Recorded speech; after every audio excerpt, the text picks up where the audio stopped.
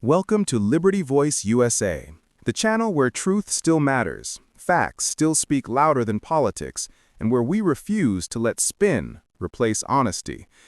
In an age where outrage is manufactured and integrity is optional, our mission is simple: cut through the noise and expose the moments that define the state of American democracy.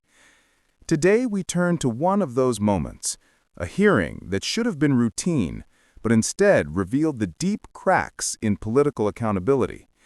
It happened when Congresswoman Jasmine Crockett faced Speaker Mike Johnson, and with one simple question, she stripped away the carefully rehearsed talking points to expose a truth that left the Speaker silent. It wasn't a shout. It wasn't a confrontation filled with fireworks. It was precision, a moment that demonstrated how powerful genuine inquiry can be when met with political evasion. Crockett's style has become something of a phenomenon in Congress, sharp, informed, and unafraid to challenge hypocrisy when she sees it. She doesn't rely on theatrics, she relies on clarity, and in this exchange, clarity was exactly what dismantled the facade. The topic at hand was government integrity, specifically how political leaders justify actions and words that seem to contradict the very values they claim to uphold. Mike Johnson, the newly elevated Speaker of the House, has tried to position himself as a man of faith, principle, and constitutional respect. But Crockett knew exactly where to press.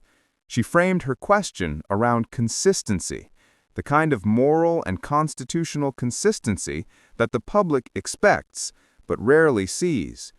Her tone was calm, her words were deliberate, and the question was simple. Mr. Speaker, how do you reconcile your public defense of law and order with your party's ongoing effort to undermine the results of an election? The silence that followed spoke louder than any filibuster ever could. Johnson tried to recover, leaning on familiar rhetoric about states' rights and election irregularities. But Crockett wasn't asking about speculation.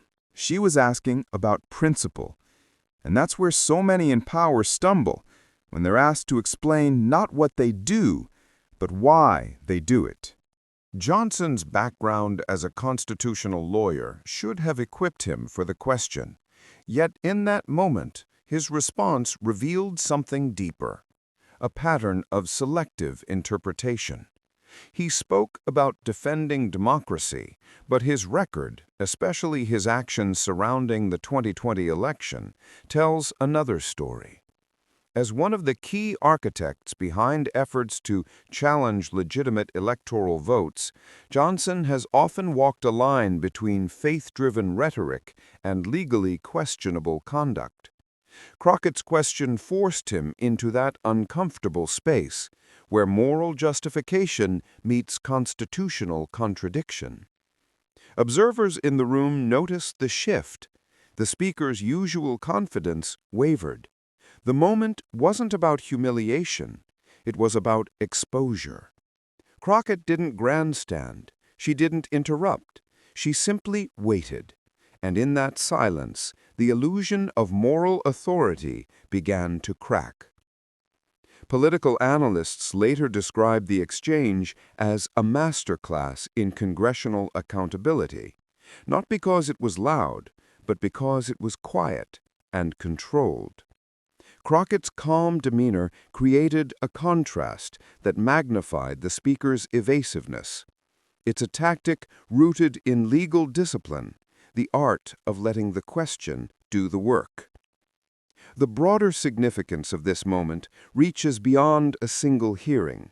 It reflects a growing frustration among Americans, Democrats, Republicans, and independents alike, who are tired of watching leaders evade responsibility under the guise of party loyalty.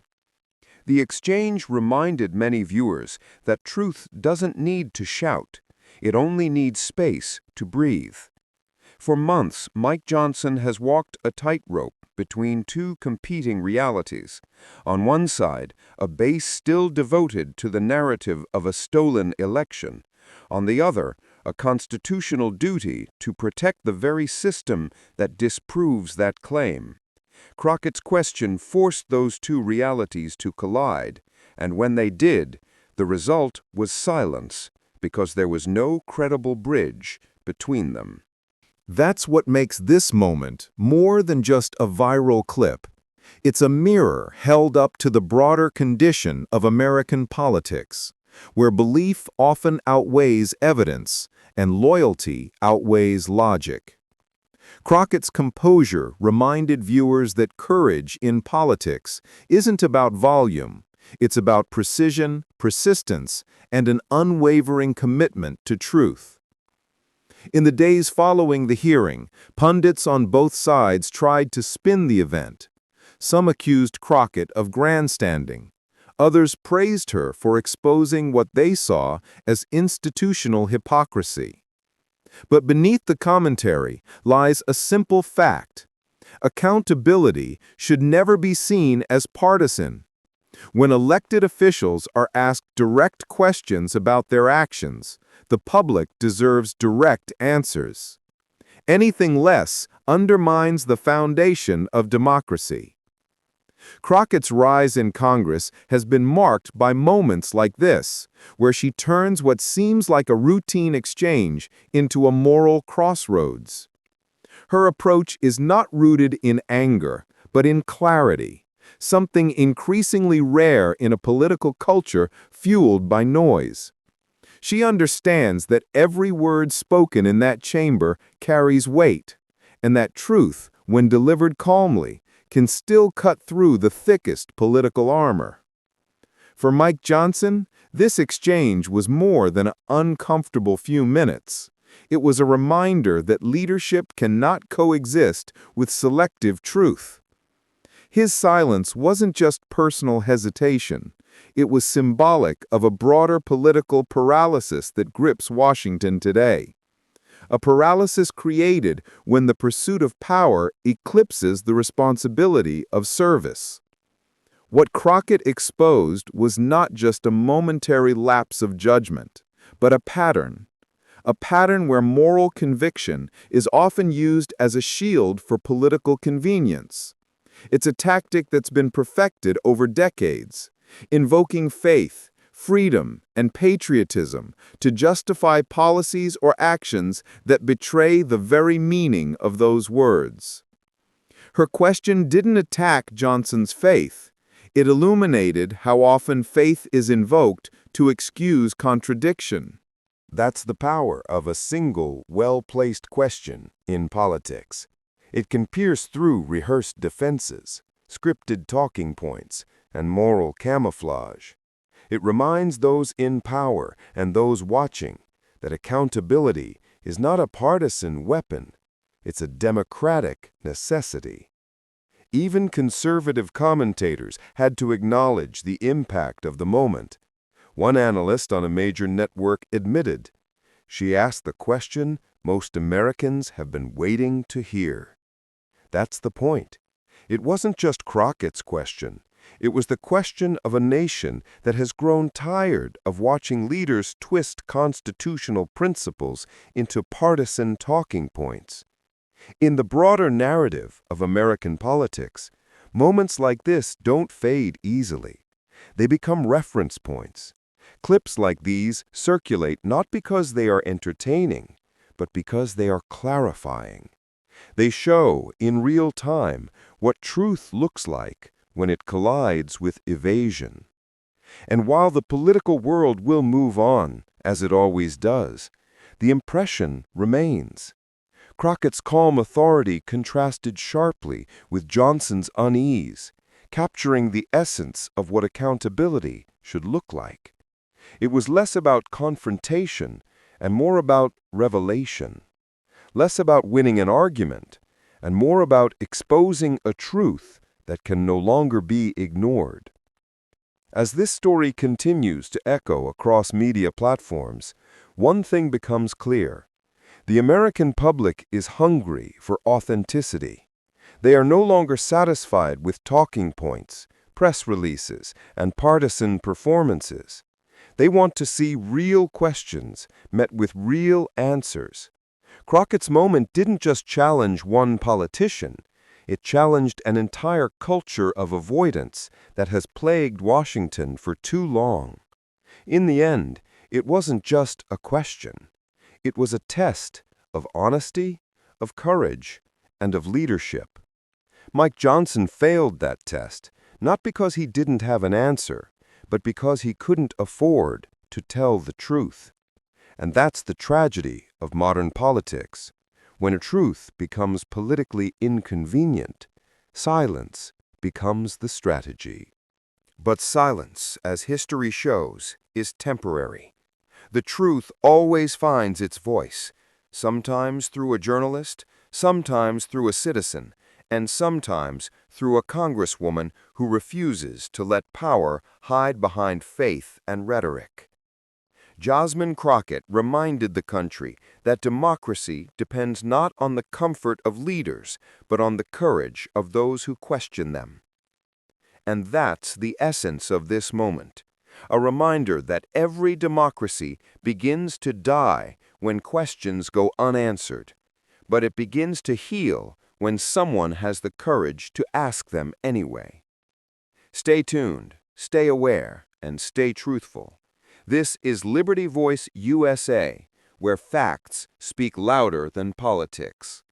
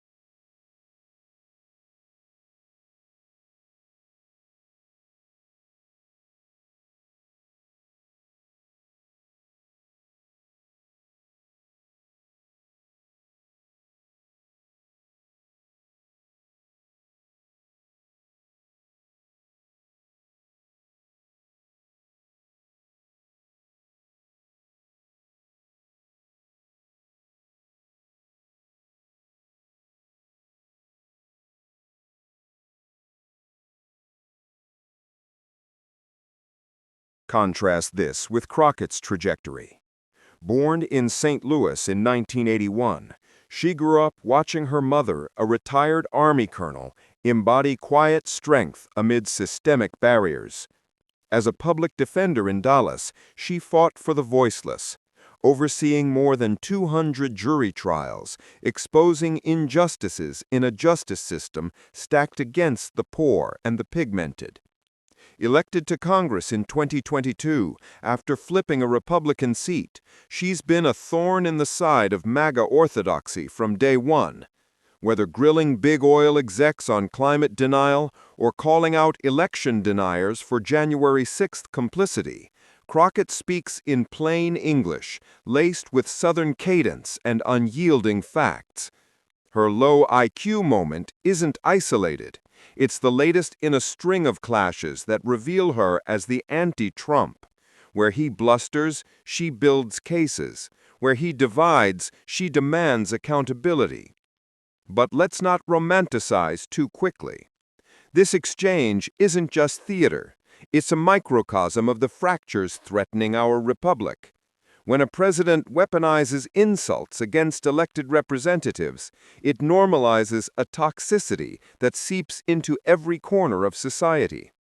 We've seen the fallout. Threats against Crockett spiked after her MTG takedown, forcing her to beef up security.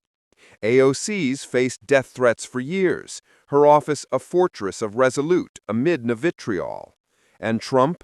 His low IQ barbs echo the birtherism he peddled against Obama, the casual racism that coded shithole countries as policy.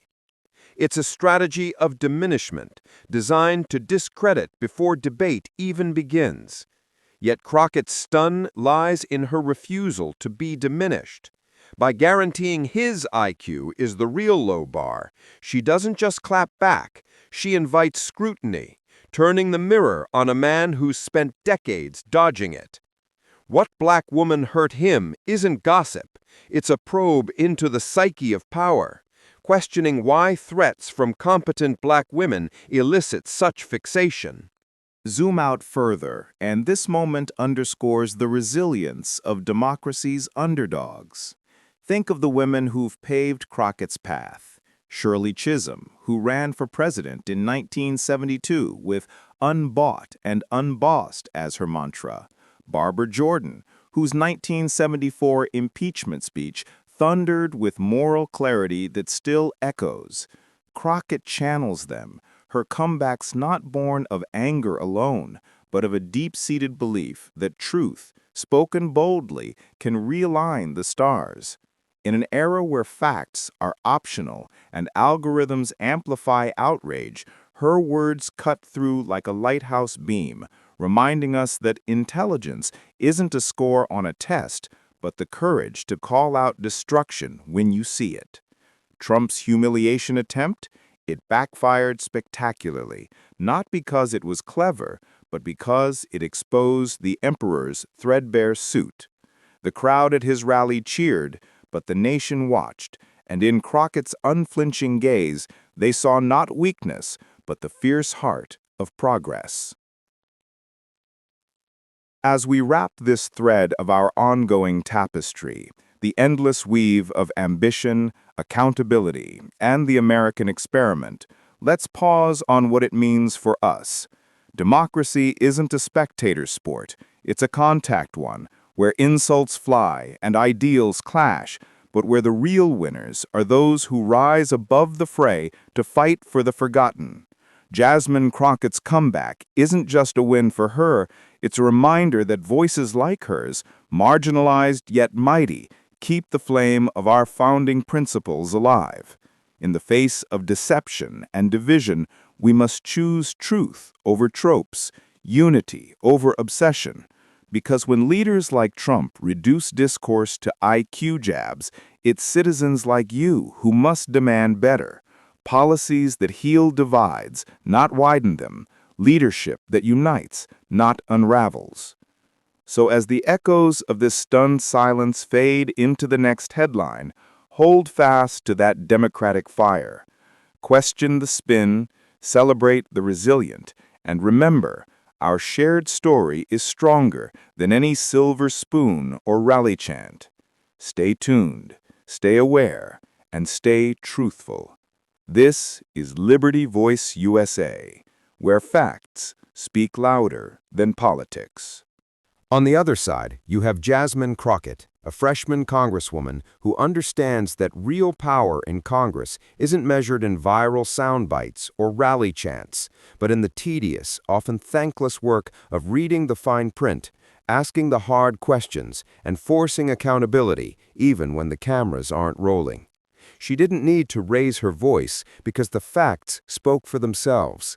She didn't need to grandstand because the truth, when laid bare, is its own indictment. And make no mistake, this moment matters far beyond one committee hearing. It exposes the central contradiction at the heart of the MAGA project. For years, Republicans have campaigned on draining the swamp, on fighting waste, fraud, and abuse, on being the party of fiscal responsibility. But when given the chance to actually enforce oversight, to demand transparency from the same corporate interests that fund their campaigns, they flinch, they deflect, they attack the messenger. Because in the end, the swamp isn't just Washington bureaucracy. It's the cozy relationship between elected officials and the donors who keep them in power. And Byron Donalds, for all his talk of reform, is swimming in it.